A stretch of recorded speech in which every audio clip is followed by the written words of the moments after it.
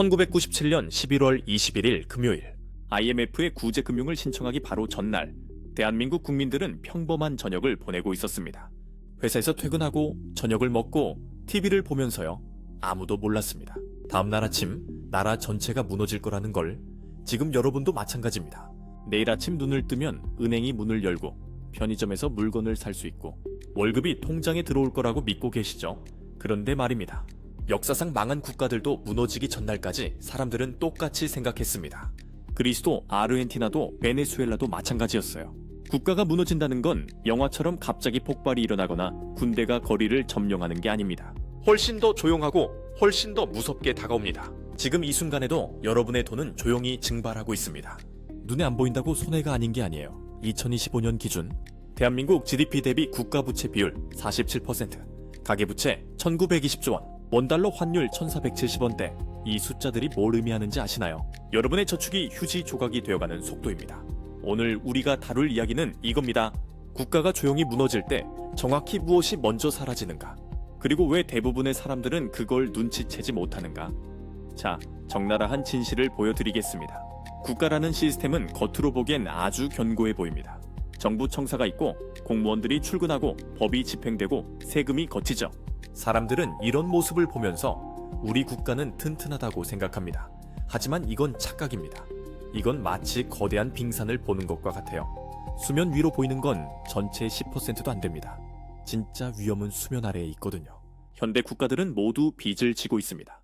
대한민국의 국가 부채 2025년 기준 약 1100조 원을 훌쩍 넘어섰습니다. 1100조요? 이게 얼마나 큰 돈인지 감이 안 오시죠? 만약 여러분이 1초에 100만 원씩 쓴다고 해도 이 빚을 다 갚으려면 34년이 넘게 걸립니다. 그런데 더 무서운 게 뭔지 아세요? 이건 중앙정부의 빚만 계산한 겁니다.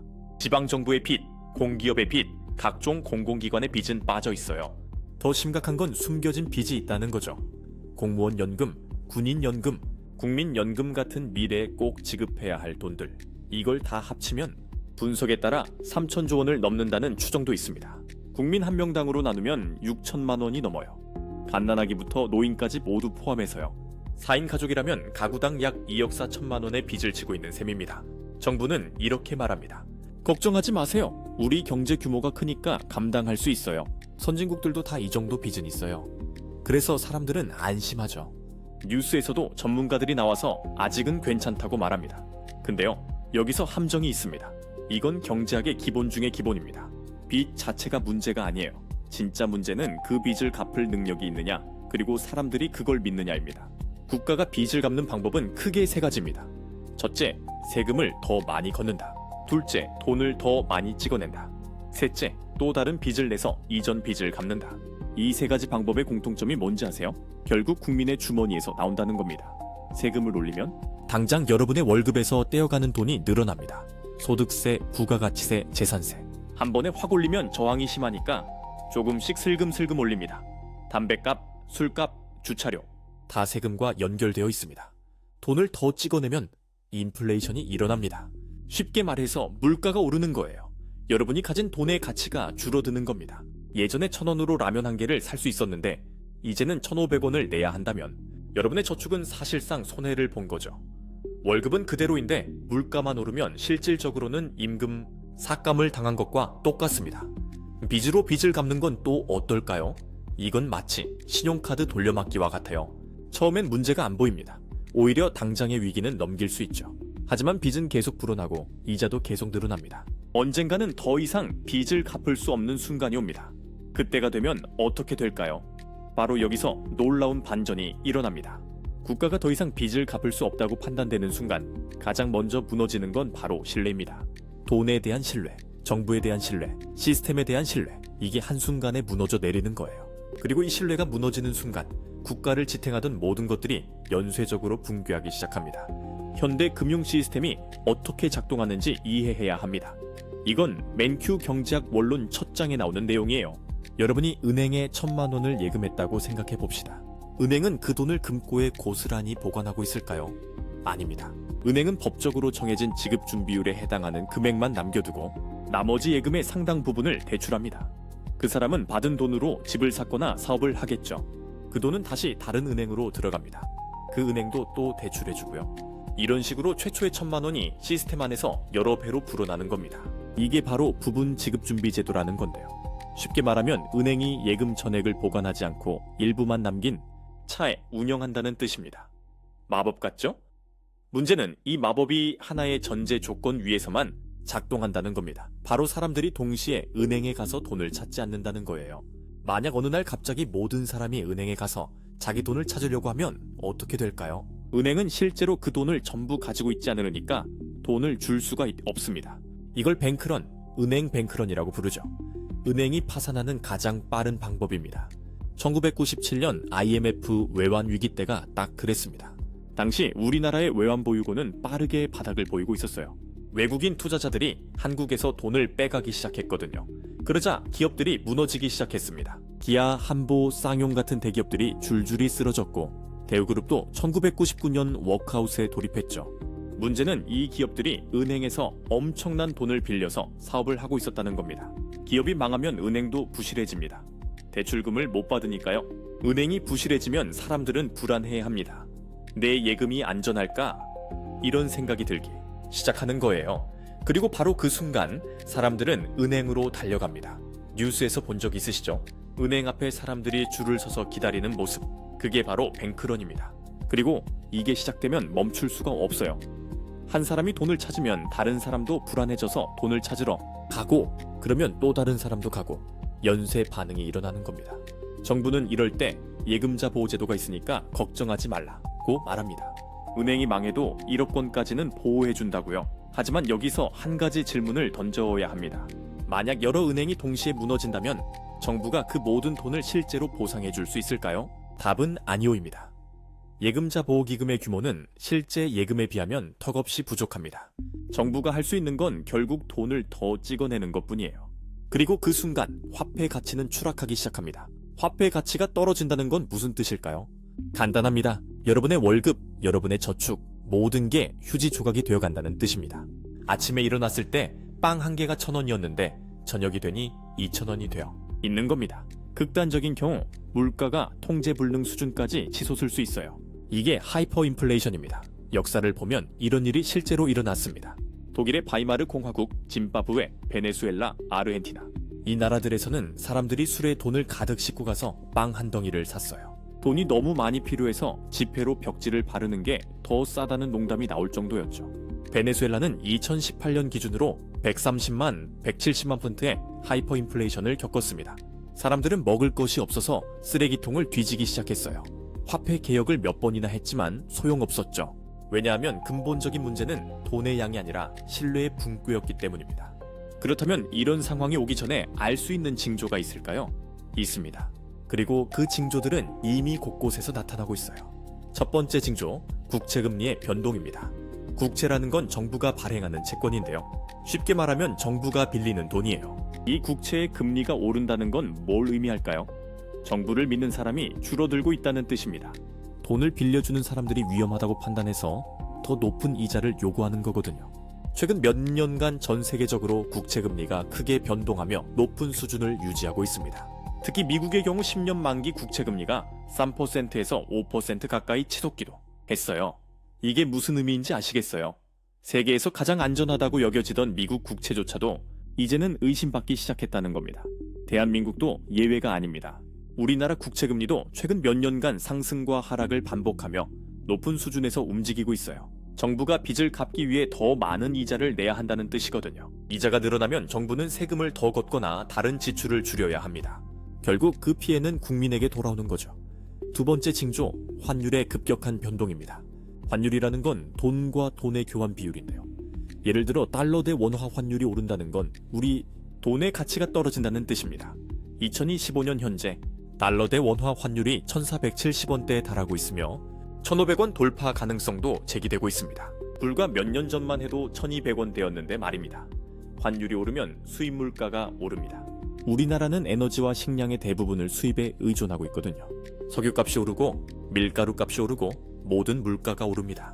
여러분의 실질 구매력은 계속 떨어지는 겁니다. 세 번째 징조, 부동산 시장의 불안정입니다.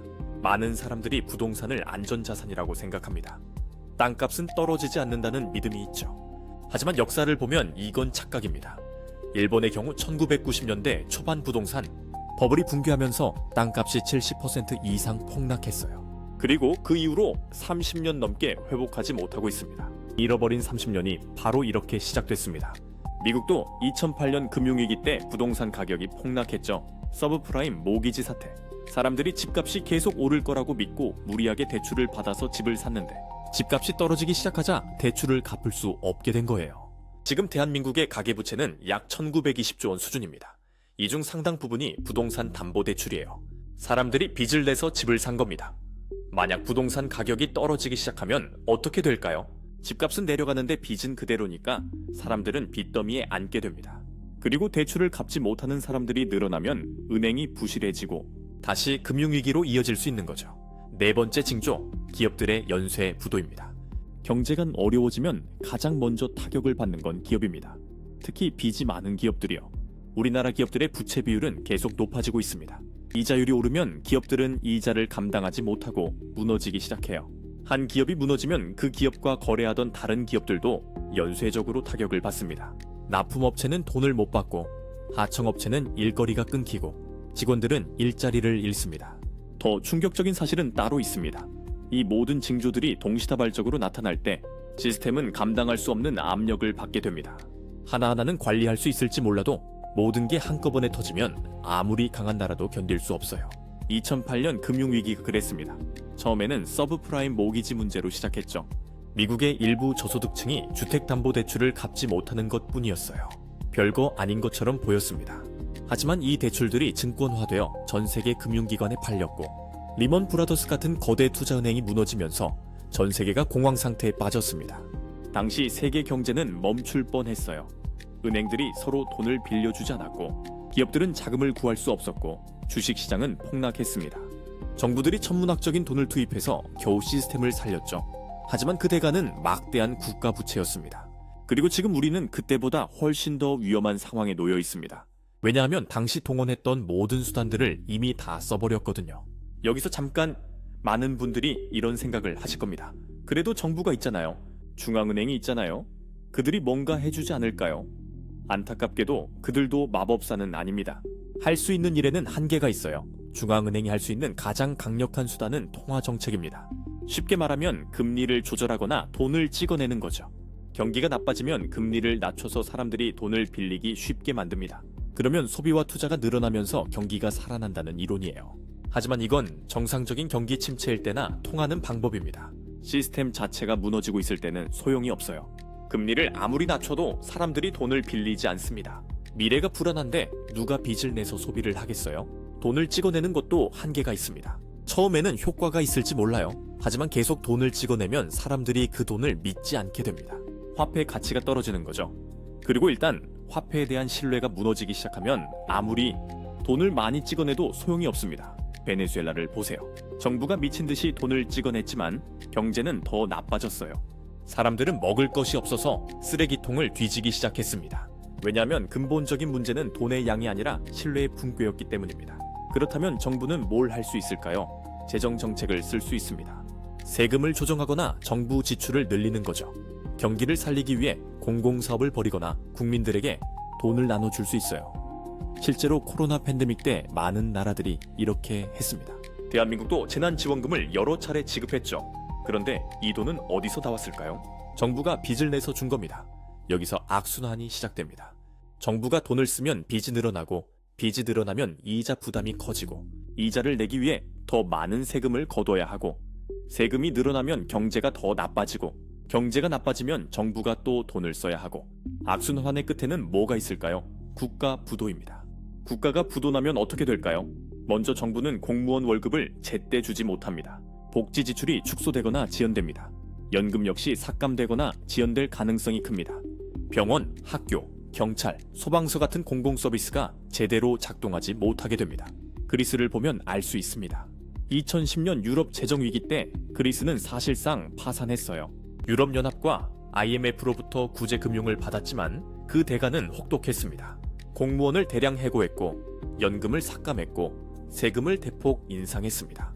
실업률은 27%까지 치솟았고 젊은이들의 절반이 일자리를 구하지 못했어요. 더 심각한 건 사회 전체가 흔들렸다는 겁니다. 범죄율이 급증했고 자살률이 높아졌고 의료 시스템이 제대로 작동하지 못했습니다. 병원에 약이 없어서 환자들이 제대로 치료를 받지 못하는 일이 벌어졌죠. 이게 바로 국가가 무너지는 모습입니다. 그런데 여기서 정말 무서운 건 뭘까요? 이 모든 게 생각보다 빨리 일어난다는 겁니다. 그리스가 위기에 빠지기 직전까지만 해도 사람들은 평범한 일상을 살고 있었어요. 경제 전문가들도 대부분 큰 문제가 없다고 했습니다. 하지만 위기는 갑자기 왔고 모든 게 순식간에 무너졌습니다. 이제 우리는 핵심적인 질문에 답할 수 있습니다. 국가가 무너질 때 가장 먼저 사라지는 것은 무엇인가? 바로 선택권입니다. 여러분이 내일을 선택할 수 있는 권리, 미래를 계획할 수 있는 자유, 이런 것들이 제일 먼저 사라집니다. 돈의 가치가 사라지면 여러분은 물건을 살 수 없게 됩니다. 아무리 열심히 일해도 벌어들인 돈으로 가족을 먹여 살릴 수 없어요. 저축도 의미가 없어집니다. 평생 모은 돈이 하루아침에 휴지 조각이 되는 걸 지켜볼 수밖에 없습니다. 일자리도 사라집니다. 기업들이 무너지면서 수백만 명이 실직합니다. 그리고 새로운 일자리는 생기지 않아요. 경제가 멈춰 있으니까요. 안전도 사라집니다. 경찰과 군대가 제대로 작동하지 않으면 질서가 무너집니다. 범죄가 만연하고 폭력이 일상화됩니다. 건강도 사라집니다. 의료 시스템이 무너지면 아파도 치료받을 수 없어요. 약도 구할 수 없고 병원도 문을 닫습니다. 교육도 사라집니다. 학교가 문을 닫고 선생님들이 월급을 받지 못해 떠나가고 아이들은 배움의 기회를 잃습니다. 희망도 사라집니다. 내일이 오늘보다 나아질 거라는 기대, 노력하면 보상받을 수 있다는 믿음, 이런 것들이 모두 사라집니다. 그렇다면 이 모든 악몽을 피할 방법은 없는 걸까요? 개인으로서 우리가 할 수 있는 일은 없을까요? 솔직히 말씀드리겠습니다. 완벽한 해결책은 없습니다. 하지만 살아남기 위해 당장 준비해야 할 것이 있습니다. 복잡한 10가지, 20가지가 아니에요. 딱 3가지 범주로 압축됩니다. 바로 자본의 방어, 생존 능력, 그리고 심리적 무장입니다. 먼저 자본의 방어입니다. 어느 날 아침 눈을 떴는데 스마트폰 뱅킹 앱이 작동하지 않는다고 상상해보세요. 카드 단말기마다 승인 거절 메시지가 뜹니다. 2008년 금융위기 때 유동성 경색으로 금융 시스템 전반이 심각한 압박을 받았습니다. 리먼 브라더스가 무너진 그 시기, 세계 금융망은 큰 혼란에 빠졌거든요. 그런 순간 여러분의 주머니에 있는 실물 현금만이 유일하게 가족의 저녁을 책임질 수 있습니다. 빚은 당장 줄여야 합니다. 특히 변동금리로 묶인 대출이 있다면 더욱 위험합니다. 금리가 올라가는 속도는 여러분이 상상하는 것보다 훨씬 빠르거든요. 2022년부터 2023년 사이 미국 기준금리는 1년 반 만에 0%에서 5.5%까지 치솟았습니다. 당시 변동금리 대출을 받았던 사람들은 매달 내는 이자가 2배, 3배로 뛰는 걸 경험했죠. 빚이 없는 사람과 빚에 쫓기는 사람의 생존은 비교 자체가 안 됩니다. 은행에만 돈을 넣어두면 안 됩니다. 예금자 보호제도가 현재 기준 1억 원까지 보장해준다고요. 맞습니다. 하지만 그건 한두 개 은행이 무너질 때 얘기입니다. 만약 시스템 전체가 흔들리면 어떻게 될까요? 예금자 보호기금의 실제 규모는 전체 예금에 비하면 턱없이 부족합니다. 모든 사람이 동시에 돈을 찾으러 오면 줄 돈이 없다는 뜻이에요. 실물 현금을 집에 보관하세요. 전산망이 마비되었을 때 사용할 수 있는 비상금 말입니다. 금융 시스템이 멈추는 순간 스마트폰 속 숫자는 아무 의미가 없어집니다. 그리고 실물 자산입니다. 화폐 가치가 무너지기 시작하면 물건값은 하루가 다르게 오릅니다. 베네수엘라에서는 물가가 천문학적으로 상승해서 아침에 빵 한 개가 1,000원이었는데 저녁엔 몇 배로 뛰는 일이 벌어졌어요. 그때 가서 사려고 하면 이미 늦습니다. 식량, 물, 생필품 최소한 3개월에서 6개월치는 확보해두세요. 이건 과도한 준비가 아니라 생존 매뉴얼입니다. 다음은 생존 능력입니다. 위기가 오면 돈의 힘은 급격히 줄어듭니다. 대신 능력이 모든 걸 결정하게 되죠. 여러분이 무언가를 만들 수 있는가, 고칠 수 있는가, 가르칠 수 있는가. 이게 살아남는 사람과 그렇지 못한 사람을 가릅니다. 아르헨티나가 2001년 디폴트를 선언했을 때 살아남은 사람들은 특별한 재산이 있던 사람들이 아니었습니다. 기술이 있던 사람들이었어요. 전기기술자, 배관공, 목수, 요리사, 이런 사람들은 일자리를 유지할 수 있었습니다. 은행원이나 증권맨 같은 금융 전문가들은 하루아침에 실직했지만요. 손으로 무언가를 할 수 있는 사람들은 어떤 상황에서도 필요합니다. 지식도 마찬가지입니다. 경제가 어떻게 돌아가는지, 시스템이 어떻게 작동하는지 이해하고 있어야 합니다. 뉴스를 봤을 때 그게 정말 의미하는 게 뭔지 읽어낼 수 있어야 돼요. 국채금리가 급등한다는 뉴스, 환율이 폭등한다는 보도, 이런 것들이 단순한 경제 지표가 아니라 여러분의 월급과 저축에 직접적인 영향을 미치는 경고, 신호라는 걸 알아야 합니다.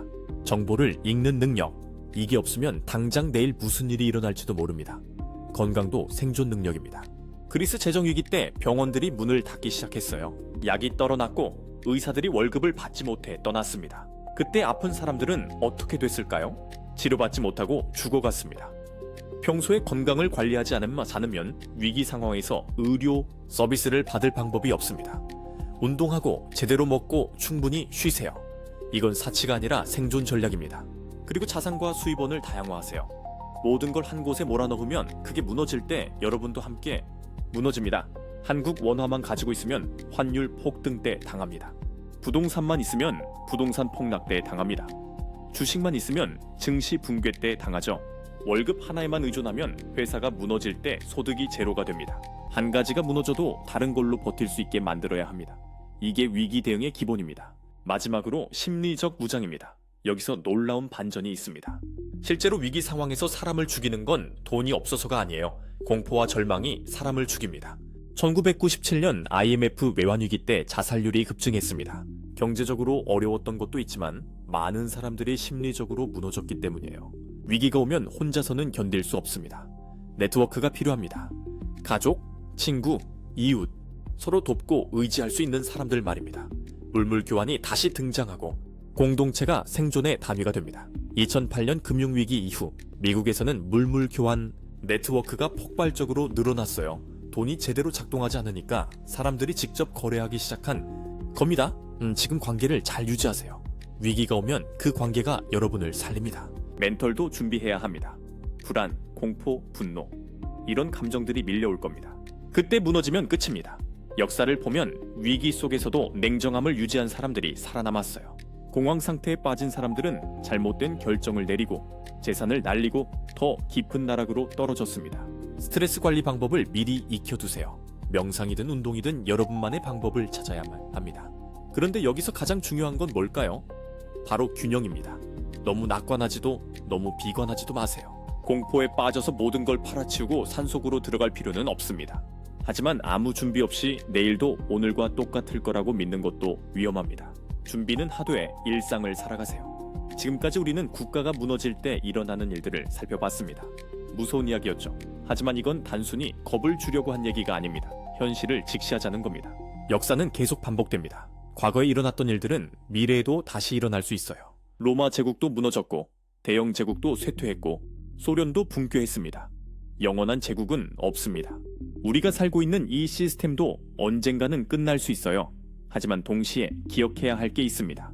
위기는 또한 기회입니다. 낡은 시스템이 무너지면 새로운 시스템이 만들어집니다. 준비된 사람들은 위기 속에서도 살아남을 뿐만 아니라 새로운 시대를 만들어갈 수 있습니다. 2008년 금융위기 이후 많은 사람들이 피해를 입었지만 동시에 새로운 기회를 잡은 사람들도 있었습니다. 암호화폐가 등장했고 새로운 형태의 금융 서비스가 생겨났고 기술 혁신이 가속화됐습니다. 위기는 변화를 강요하고 변화는 새로운 가능성을 열어줍니다. 중요한 건 눈을 뜨고 있어야 한다는 겁니다. 세상이 어떻게 돌아가는지 이해하고 변화의 조짐을 읽어낼 수 있어야 합니다. 대부분의 사람들은 위기가 닥치고 나서야 깨닫습니다. 하지만 그땐 이미 늦어요. 준비할 시간이 없습니다. 지금 이 순간 여러분은 선택의 기로에 서 있습니다. 이 이야기를 듣고도 아무것도 하지 않을 수 있습니다. 그냥 일상으로 돌아가서 내일도 오늘과 비슷할 거라고 믿으면서 살 수 있어요. 많은 사람들이 그렇게 합니다. 아니면 지금부터라도 준비를 시작할 수 있습니다. 조금씩이라도 빚을 줄이고 저축을 늘리고 새로운 기술을 배우고 네트워크를 만들 수 있어요. 당장 큰 변화를 만들 순 없겠지만 작은 노력들이 쌓이면 큰 차이를 만듭니다. 기억하세요. 국가가 무너질 때 가장 먼저 사라지는 건 선택권입니다. 하지만 지금은 아직 여러분에게 선택권이 있습니다. 이 선택권을 어떻게 사용할지는 여러분에게 달려 있어요. 세상은 여러분을 지켜주지 않습니다. 정부도, 은행도, 회사도 여러분의 안전을 책임져 주지 않아요. 결국 자기 자신을 지킬 수 있는 건 자기 자신뿐입니다. 이게 냉혹한 현실입니다. 하지만 절망할 필요는 없습니다. 아는 것이 힘입니다. 이제 여러분은 시스템이 어떻게 작동하는지 알게 됐어요. 위기의 징조가 무엇인지 배웠습니다. 어떻게 대비해야 하는지도 들었습니다. 이 지식을 가지고 있다는 것만으로도 여러분은 이미 대부분의 사람들보다 앞서 있습니다. 위기가 올 수도 있고 안 올 수도 있습니다. 하지만 한 가지는 확실합니다. 준비된 사람은 어떤 상황이 와도 살아남을 확률이 높다는 겁니다. 위기를 두려워하는 사람들은 가난해지고 위기를 읽어내는 사람들은 부자가 됩니다. 여러분은 어떤 쪽이 되고 싶으신가요? 선택은 여러분의 몫입니다. 지금 이 순간부터 말이죠.